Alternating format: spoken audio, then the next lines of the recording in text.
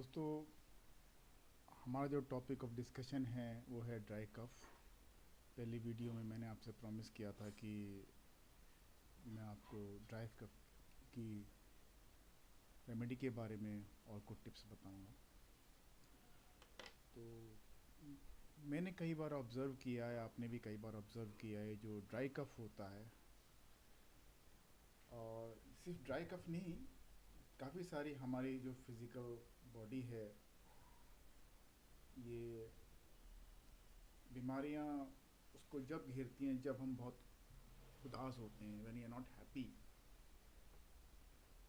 सो मैं तो ये कहूँगा कि अगर आप बीमारियों से मुक्त होना चाहते हैं तो द बेस्ट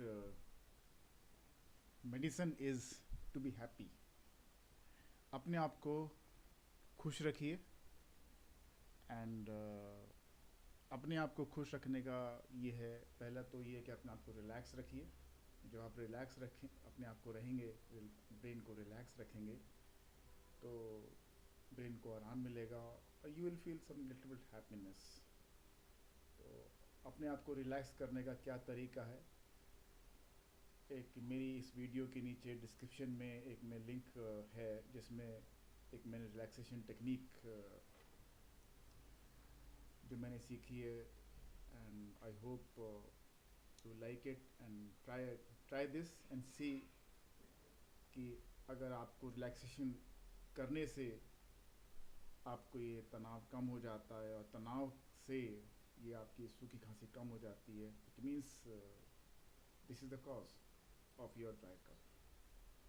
दोस्तों, जैसे आपको पता है हर इंसान के अंदर अच्छी क्वालिटीज़ होती हैं, नेगेटिव क्वालिटीज़ भी होती हैं। इन द सेम वे हमारे सिस्टम में हेल्थ भी है और इल हेल्थ के डिजीज़ के सिम्टम्स सबकॉन्शियस माइंड में, जीन्स में छुपे होते हैं।